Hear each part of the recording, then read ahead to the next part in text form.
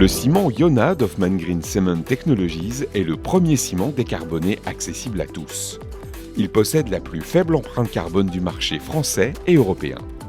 Le ciment Iona est fabriqué en France, dans nos usines, à partir de coproduits issus de l'industrie. Il bénéficie du marquage CE et répond à la norme NF EN 15743 plus A1. Le ciment Iona émet 142 kg de CO2 par tonne.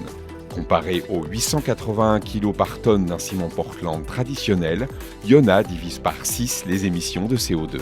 Iona est un ciment de classe de résistance 32,5 N et présente une résistance sur mortier normalisé de plus de 29,3 MPa à 7 jours et de plus de 39,2 MPa à 28 jours. Iona est proposé en sac de 25 kg, en big bag ou en vrac. Iona peut être utilisé dans toutes les applications courantes du domaine de la construction, en béton ou en mortier.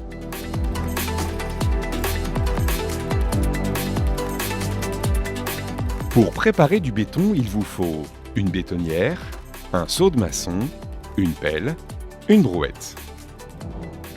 Comme pour l'utilisation de tout type de ciment, veillez à porter les équipements de protection individuels adaptés, des gants imperméables, des bottes hautes de protection, des lunettes de protection.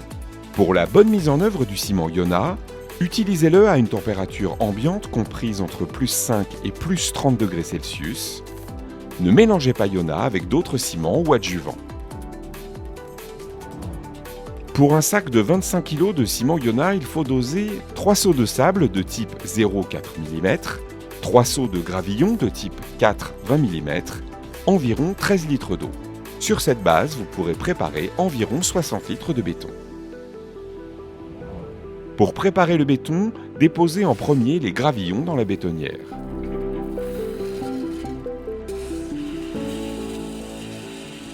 Ajoutez le sable.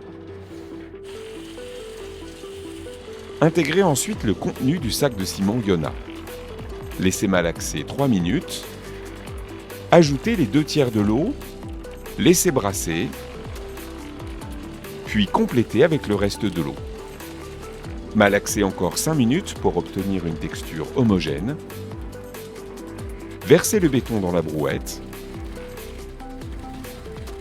Il est prêt à être mis en œuvre comme un béton courant.